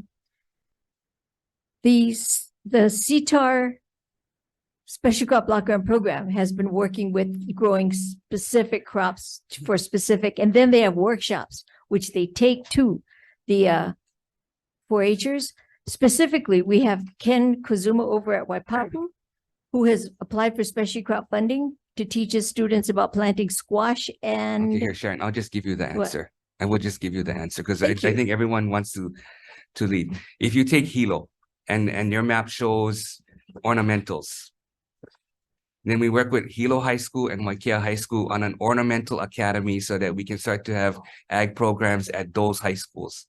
Then you work with Hawaii Community College, which is in the same proximity, and how they can build either business skills, agribusiness for export production so that you're building capacity and new farmers for the crops that grow in that region. And then we have to ensure that we have land to lease to those farmers. You got to think cradle to grave. You've said the right thing, but Yeah. you don't have a plan on how to do that. You're right. We did have what they call a plant propagation project. And we brought in 8th grade teachers from all over the state to the airport. And we had a anthurium tissue culture class. So in a way, then they go back to their schools and they introduced it to the class. So we kind of touched on it. I guess, but what the committee's saying is, if you're going to be the director, you got to own it. And you have to be Okay. at least as passionate as the rest of us on this committee to want to make sure this happens. Thank you, Chair De La Cruz. I will. I mean, get to the point where you're going to go meet with those principals. You're going to meet with the chancellor at the community college. You're going to find out what assets you need. And you break the state up into regions, and we can help. I mean, all of us, I think, are more than willing to help, especially if it's on our district or nearby. We want to do that. Thank you. You know, we're talking about this aquaculture park or potential parks. Same thing. The high school academy can have an aquaculture program. Now you're building a workforce for the nearby aquaculture park you hopefully will develop. I hope I'm making it Yes, clear. you do. Chairperson Dela Cruz, we went to Kansas for the National Agriculture Associates marketing officials, and Kansas has that model going. They have a line of study for wheat, and the students study it. They actually have on-the-job training at the facility that's built there by Yeah, but that's private for one sector. crop. So you It already is. said, if you take the map that Matthew's talking about, what assets does the state have to acquire? Okay, there's a similar baseline study done by the late Jeff Melrose, and we will refer to that. Because the And conservationists and the environmentalists, they have the legacy land fund. Ag has none of that. Ag has none. And no one has ever pushed it. I have no idea why. That there should be a similar fund so that we can acquire strategic ag lands. Okay, I don't know what you guys are doing. I'm going to put Morris on the spot since he has some institutional time here, and ask if have we ever had discussions, Morris, on something like that? Not in terms of what Senator Dela Cruz is talking about in terms of an active land acquisition program. I think partially because historically, Department of Ag was not viewed as a land acquisition or land management program that slowly developed with the the creation of the Ag Park program that came over from DLNR, as well as the notion of expanding the land base through Act 90, which Senator Richards talked about, that the notion of the Department of Agriculture becoming that land, the land holding expansion base for agriculture has been a fairly recent concept. No, I get that. But I agree with you. Because if you're going to say I'm going to double food production, Yeah. because that seems to be the goal that we've all talked about the last few times. You can't take the same old Department of Ag and think you're going to come into this new century. And this new concept has to be land acquisition, because local people will not be able to afford 20,000 acres.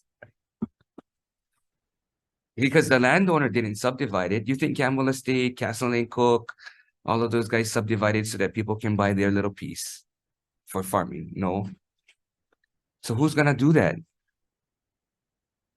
Senator Dela Cruz, chairperson, I think when we did the 2016 listing of the top imported commodities to the state, Mahipono took the lead and started producing those same commodities that were imported into the state because they felt they wouldn't be competing with the local farmers. I mean, if we're already importing it, we have a need.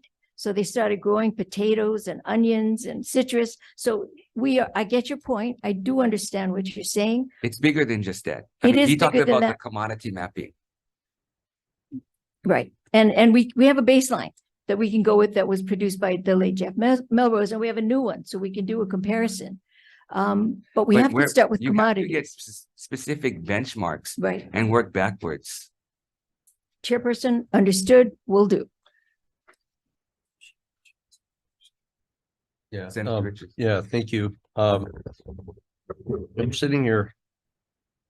If I was in your chair, I'd be really excited because what you have is senators that want to help.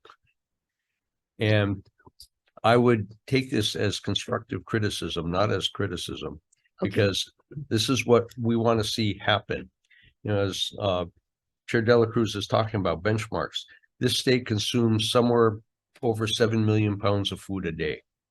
And we import what, maybe 90%. 6.5 million pounds a day. And this is the point that we're talking, the market is there. That's not the concern. What we grow where, that is a concern. But we need to have that inventory. And I agree, Jeff Melrose wrote a masterful analysis of Big Island and then the state as a whole. And I've read that thing, I think 3 times now. There's a lot of data, but again, it's already outdated. And our state statisticians are even further behind on that one. And no criticism of that. It's just the funding that came forth. But we have an opportunity right now to make a really big difference. And, you know, I'm listening. People want to make a big difference, and we can do it, but it's going to take real strong leadership. We have to have a inventory. Senator De La Cruz talked about that, land and water availability. What Senator DeQuoit was talking about, 40 acres for a year's worth of water. That's really nothing. You got a 1.2 billion gallon reservoir, even if it's below half. I wish I had that much water. I wish. And you're talking 750 million, and we manage thousands of head of cattle on 10 million. So agriculture is risk. We all know that, but we have an opportunity to make a big difference, but it's going to take strong leadership. You know, you have 1/3 of your staff is unfilled. Do we look at that? Do we realize, okay, what we got to do is maybe reassign some of that? Why are we unfilled? Are we not paying enough? Do we have to relook at that? Do we have to figure out what the qualifications are? We have to look at all of that to really do something. And this trickles all the way down to back to the first part of the conversation, which was biosecurity. And so, you know, I think, you know, again, Chair De La Cruz pointed out, we want to help, but it's going to take the leadership from your side and tell us how to help you so then we can get things done. Because if we don't, it's going to be more of the same. And I dealt with too many years of too much the same. Thank you, Vice Chair Richards. We will do that. I'll watch this recording multiple times just to get the message straight. Thank you. Thank you, Chair. Okay, that's a good sign. You want to get the message the first time. Senator Favela. So I've been here for 4 years, and worked side by side with Senator De La Cruz. And I came before us all this time, even now, talking about how important our industry is. And I remember time after time, Senator De La Cruz said, okay, how much land you need, where you need them, how you can grow them. And then the thing is, what I'm hearing you guys is, you guys look at these people, look at these other people, look at the guys data. Thing is, you guys gotta think outside the box. Like how Senator Richards said, think outside the box and do it tomorrow. Don't wait and go read some more paper. We're in a time crunch. We need these things done. Campbell High School been doing aquaponics for decades. You know what happened to those kids when they graduate? It's like you. It's like you. I don't know too. Because why? They have no place to go. Exactly. They have no place to go. Mr. Chow was one of the number one. He was all over with the Wong guy, the chef guy. He came to his place because he grew awesome things. And you know how big his outhouse was? Not this size, smaller. But he produced. And he only had a handful of kids. He taught them right, he taught them good. But what happened when they left? Nothing. Sugarcane, corn, tilapia, everything. Tomatoes, they grew everything there. And they have no place to go. Waipau has one of the awesomest young farmers of America, whatever, right? Where are they going? So what he's saying, since I've been here, what is the pathway to farming? 4 years. I mean, I get another 4 years, but I don't like wait another 4 years. I like see this by the end of, end of the session, maybe. You know what I'm saying? Think outside the box, guys. Seriously, think outside the box. When you watch the video, just slow them down when I say think outside the box. Okay? Thank you, guys. Senator. Thank you, Senator. Appreciate it. Senator DeQuoit. Thank you, Chair. So I wanna go back to your pesticide branch. So your pesticide branch is currently in the process of initiating a request for proposal to fund a pesticide disposal program for unwanted, unused, suspended and canceled pesticide products. The 800,000 in general funds were provided to pesticide branches for implementation. I want to know how you guys going to implement that, and how you going to implement the disposal program on each island based on what has happened, whether or not farms have been inherited by kids or people have passed on. They've been left with either restricted use pesticides. As we saw, some was dumped in the stream, killed some fish in Nahiku. They have been thrown in the landfills. how you guys plan on addressing that as well as the dispose of it on each island? Uh, good afternoon. My name is Greg Takashima. I'm the acting pesticides program manager. Thank you for the question, Senator DeCoit. So as you noticed, or as you mentioned, the pesticide branch is in the process of releasing the RFP. We did just notify all 1,400 of our certified applicators that this disposal program is going. It is a go. The RFP is it's a pretty long document. I gotta be honest. The contractors will basically we're going to start off for Oahu as the pilot project to get an idea of how much things are going to cost, how long and what kind of logistics are required to dispose of all of the products. We've started the outreach so that we can get, and we're starting to get emails, right, from the certified applicators and from individuals, the RUP dealers, right? We notified them as well. What about your certified applicators that to recently, I think you had several that have just expired their license. Have you gotten notifications to them? Because they're sitting on it right now, and a lot of them are worried that the violations are gonna come into play, that they're sitting on these pesticides. Have you notified them? Okay, so we did go back, I believe about a year prior, so 1 year back for the certified applicators to notify Can I get a copy of that? Because I know 5 of them that never get that notification. Okay, sure. Yeah, we can get the list out to you. So, the certified applicators, what we're planning to do, and just for the record, owning and having in possession a restricted use pesticide without a certification is not a violation. There's no law, no rule that require or that allows us any type of fining to the ability, the ability to cite if someone just has it, right? So if they bring it, great, we're getting rid of it, right? That's the point that we want to. Does it connect with an amnesty to that? For those that have been worried to bring in, because I know that in some cases you're talking aged pesticides that are sitting, that should have been pulled, because they have had families that passed, and these families have returned back from the mainland and are literally like, wow, my parents had this stuff. They're worried about how the collection of it. Does that also create an amnesty for those wanting to bring it back? Yeah, so the term amnesty, we wanted to stray away from it because it denotes that you're already doing something wrong. There's nothing wrong with possessing the actual restricted use pesticide.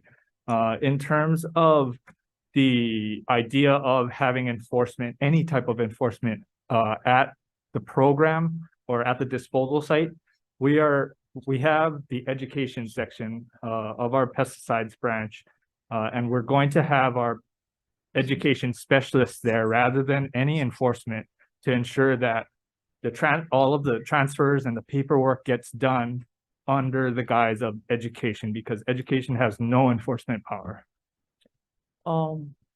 When you guys looking at doing the neighbor islands? Sure. So the first part, like I said, is going to start off in Oahu. That's the plan. We're going to write in the contract that the neighbor islands will come after that. Which specific island and when, we'll discuss it with the new contractor. And it will happen though. It is going to be a requirement within the scope of work. Is this a long-term collection, or are you guys going to do like say 2 weeks, bring in your stuff? Because I mean, one thing is you don't like them drag them on, because most times people will be like, I'll just go wait till the last day. So if you open this thing up and you say 365, I think that's defeating the purpose. I would think that even in the RFP and your write-up is that it would be like, okay, this is a 2-week opening. We're going to stage this area. Is that kind of what the RFP is looking like, or? Yeah. So generally, and we're trying to follow more or less what the city and county of Honolulu has done with their household hazardous waste program. They do 1 day, I think every other month. You get pre-registered. We know, or not we, the contractor is gonna know, this is what you're planning to bring. This is the types of stuff. This is how much I gotta set up for. And it'll all be self-contained within generally 1 to 2 days. Thank you.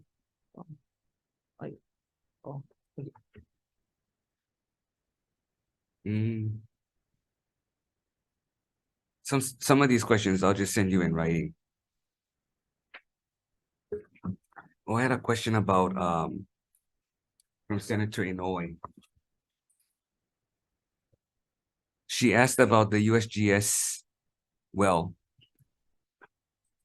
She noticed it wasn't in the budget. Chair De La Cruz, In asking for positions to manage it, is that what? Who worked with her on this? I'll send that to Kirk Psyche. Not sure what you mean by not in the budget, because our intent is Contract. is to lease the well out to, you know, we are farmers, Okay. So they'll manage the system. operate and maintain, yeah, You're just doing RFP. yeah. Okay. And then you just manage the contract or the Yes. lease. Does she have a timeline? It's actually supposed to be bidding pretty soon, and then I think at the end of 2023 was end of construction, and then but what we did also was we went in and got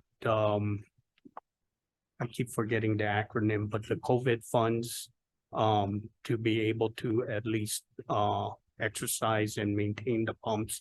Say we cannot find a lessee. So we got money to operate and maintain for 1 year. Okay, so I'm not sure. This kind of just leads to a different question where can the state or can the department start to look at agricultural systems, water systems throughout the state that also need to be acquired? Because, you know, you talk about Lake Wilson, it would be a similar situation except statewide before they go into too far disrepair. Because that's what happened, I think, with this situation. There was if we had acquired the ditch or worked with the landowner or did something, we could have probably saved a lot more money in making sure that that area still had water for irrigation. So land and water. Right. You know, and where it's appropriate, some areas should be Department of Ag, some ADC, but it should be within the two. Chair De La Cruz, I have not considered that, but it is a brilliant idea. We'll see what we can do as far as, I know that our statute does not give us ownership rights. Kirk, am I right on that? No, yeah. Yeah, it doesn't, but So that's we where can- we can DLNR would have maintain- to, Right. yeah, but in some case, but at one point when ADC was attached to you, my thought that a lot of those lands could at least get transferred to them. And then they just We would transfer, maintain yeah, this. We would EOA maintain- to it, to Right. Department of Ag. I And think that way you that's a wouldn't good have idea. this thing with the land board. You would just have to deal with internally at that point. It would have just been DOA and ADC. Chairperson De La Cruz, it's worth looking at. Chair De La Cruz, let me add a little clarification to that statement about ownership and acquiring. Because you have a dam, so that's where that's kind of getting tricky. Yeah, the department does have a statutory authority to condemn under eminent domain, but it is limited to specifically to what you're focusing on, water irrigation infrastructure. Given all of these discussions that we've been having and the ideas from yourself and Senator Richards about, well, why aren't we thinking about, you know, a land base, acquiring a land base? Why aren't we thinking about expanding our loan program as for financing more loan ownership by farmers? This is another area that I think is ripe for consideration, is in that we have the authority to condemn and to hold title for land.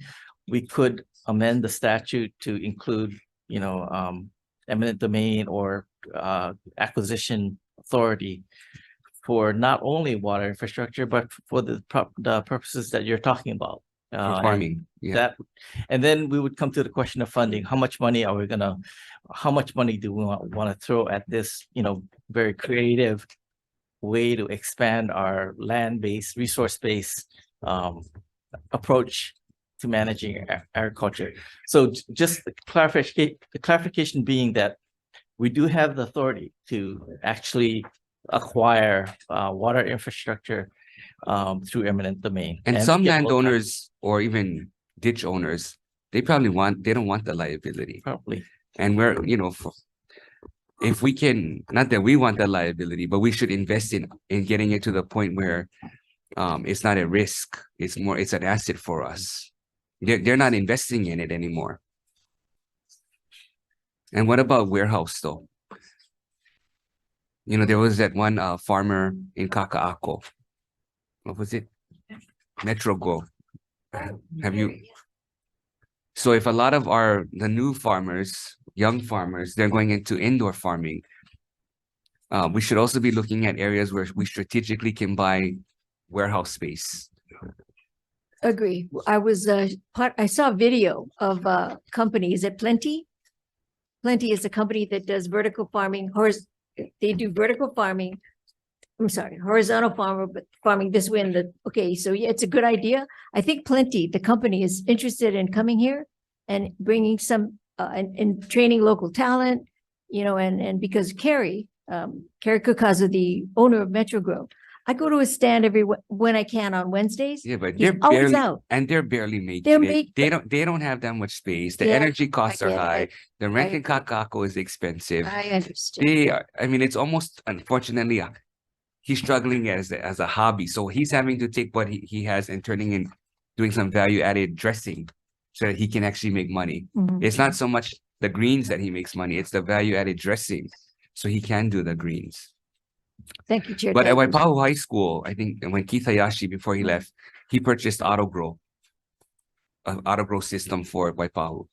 Similar system, I think, that Kerry uses, I suppose. But the challenge is, like Senator Favela saying, all these students, they learn auto grow, they farm using auto grow. When they graduate, there's no place for them to farm. I.e. the parks, right? If they even get that, and the city has not developed a new park. And for these auto grow systems, it's really indoor farming or greenhouse. Chair De La Cruz, the micro grants you referred to earlier, the 579 grants that we just awarded, I don't have a percentage for you, but a lot of them were for indoor farming to increase the quantity and quality of the food they grow. So Yeah, but there is movement. There is, but if they're still renting in Kaka'ako or leasing in Kaka'ako and it's a 3-year lease versus a DOA lease, which you can give 65 years, okay, that's a different economics. I understand. So I just need you to really understand that we can be helping these guys with 2-year lease in Kaka'ako, expensive rent, expensive energy, or we can think bigger, acquire much larger warehouse space, long-term lease, affordable rent, and still provide them the grant so that it can become a profession. Chair, I will talk to Kerry and ask him what his vision is for that. And we will see if we can do it. Come back to you for funding. I don't think the committee came up with this because we saw that there are other people who want to do something similar, but there's no place to rent. They cannot afford Kalihi. They're competing with auto shops, manufacturing, churches, daycare. The ag guy who's barely making it just because they're going to the farmer's market cannot compete with that rent. Okay. They need the DOA. Thank you. I passed around. You can give them a copy. So we've been already working with the Leeward Community College. They're going to develop CTE certificates for ag-based product development and entrepreneurship. So you can already work with them. We've already started this work. So hopefully you can take the ball from here. And I wanted to add, Sharon, is DOA working with Calera at all out at Campbell Industrial? Because I visited their warehouse out there. They're working with the American Renaissance Academy out in Kalailoa, small private school. But is Calera, are you guys aware of the work that they're doing out there? Because I know they're a national vertical farming company and they're Chair trying. Gabbard, no, I'm not, but Okay. it's CLARE, KLARE,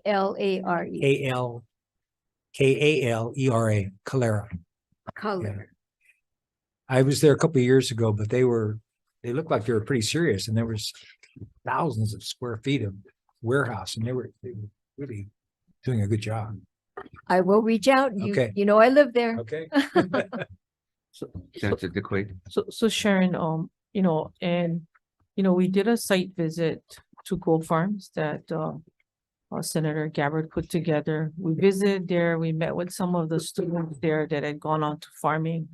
The challenges then was to get leases. In this case, they got a lease from the Department of Ag, but then it expired with no option to re-up the lease. The challenges again is the infrastructure that they put in. You would think, or at least I would think that you folks would allow for the re-upping of it. I think that's really important. It is one of the constraints and Senator Richards and Senator Gabbard and myself was there. One of their main challenges that they felt. So while Commitment Schools has offered up long-term leases, you guys need to consider that if the investment within the next generation or even the existing generation of farmers will continue to farm. I hope you agree, guys can Senator address DeQuaid. that. These are people that have already gone through the program. We Yep, know yep, they're yep, and interested. they get their markets. Yeah, and there are different types of leases that we offer, so it might be a question of revisiting it with our agricultural. Yeah. But that still ends up being the same issue. We Yeah. need an inventory of land and Agree. warehouse space. Because if not, where are they gonna farm? And then on follow up to that is I wanted to address your guys' billing system. Do you Billing for the leases, you mean? billing for everything, water and I mean, I don't know how you guys manually do this. But Ooh, I didn't you- know we you- did it manually. I mean, you guys need to do some kind of online billing. I don't know how much you guys spend in printing, but Wait, what was that? on their said, billing system, You what said what? The billing system, I was not aware we do the billing manually. yeah, you guys do manually, like, and you Wait, but I thought you were there for 15 years. Not in the land and water, not in ARM. You I guys was, don't, yeah, you guys don't never talk had- story, yeah. like. we do. We do, but we each have so much, I'm serious, there's so much work for I was each just saying the division. division heads would at least be Yeah. regularly share I their was problems. not a division head. But you guys are losing a Program lot of managers. money, like, you guys are I losing. agree. I So mean, stamps, I mean, you guys losing so much money because I'm gonna be honest, I get like 10, maybe 15 different billings from you guys. Oh, as a rancher. And the bad part is you guys send them out so late.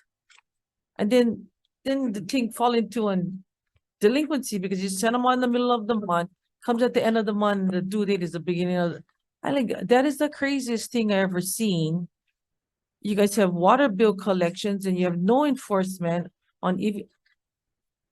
Try and address, I can only tell you, you guys' water bills must be like delinquency and arrears of $2 million. wow. My question to you is, in the Abercrombie administration, there were two entities that had delinquencies on major companies that wasn't even Hawai'i companies. They have a delinquency of over $1 million right now that have been from probably 20 years ago. The governor on the executive order waived off these delinquencies. I mean, these companies. I'd like to know how you're gonna address the delinquencies on these existing water users that feel, why should they pay their water bill? And try to start from ground zero to say, here's the rules. 30 days, we want you to address water, your water bill. How do you do some kind of performance? Because you have a lot of money floating out there. A lot of money floating out there that can help even with like the outreach of your department. Oh, yeah. And I'm telling you this because in areas where your irrigation systems are making money, you guys are not focused there. You guys are bleeding out. Not even blue coat can stop the bleed, and I probably would have to use all the blue coat that Mr. Richards has on his farm. But You guys are bleeding out and we cannot help you if you don't address what you The guys get right in delinquencies. front of you. And your billing system is your biggest downfall, I can tell you that right now. And I am not delinquent, but I just saying that your guys' message sent out to the people that, and it's not that they're delinquent, but it's because they refuse to pay their bill because of that. And the fact that you folks are charging acreage assessment without having an outreach to go there, because you should only be charging for land under cultivation. You guys are charging full 40-acre acreage assessments, which I get it. But for those that have retired out, go back and have somebody go in there because you're never going to recoup that money. So you got to address that financial part of it, and you need to figure out what you're going to do and set your rules going forward because people are not going to pay them. Thank you for that, Senator DeQuoit. We do have Deputy Morris here and, you know, Kirk. And he knows. He knows, he knows. But you so- guys got to help Right, him right. because he gonna need that help too. But similar to the Ag Forum, maybe we can find a digital solution to this, you know, to be faster. It's simple. Get plenty interns in UH that like learn. Believe me, they can put system for you together in less than half an hour. But you know, they're wanting to help. Bring them in on an intern. I mean, maybe you might get a little bit personal stuff that you gotta block out, but the water bill ain't so much. Yeah, I agree. But there's a lot of help out there. Thank you, Senator DeQuoit. Thank you. Thank you, Chair. So the Waiho'ole ditch, I know there's a project to fix or improve it with Corps of Engineers. Yeah, 155 and 225. yeah. So you need an additional 6.6 million, yeah? Yeah, And it's gonna go to DOA to fix. yeah, because the funding has been coming through us. But I think on this one, ADC was going to ask for the additional funds. But then it gets transferred back to you. Or just given to the Corps of En- Army Corps. Okay. Okay, so if Army Corps doesn't do the work. then No, DO Army Corps is hiring they're doing the design and the construction. Okay. So the state just has to get the Army Corps an additional 6 million to pay for Yeah, the I work. believe if we're talking about the same two reservoir project. Okay, because it was 16, right? And the state paid 10 so far. Yeah, The 10 came out of where? it came out of funding that came to DOA. Okay, so why wouldn't we just continue to fund the 6 at DOA and then you guys figure it out? Either way, We can, 6 or half dozen for you. yeah, Okay. Any other questions? Okay, well, thank you for spending Friday evening with us. Wasn't it fun? I think if it wasn't this late, people would have more questions. But we'll just come back tomorrow. Okay, thank you. Adjourn. Thank you.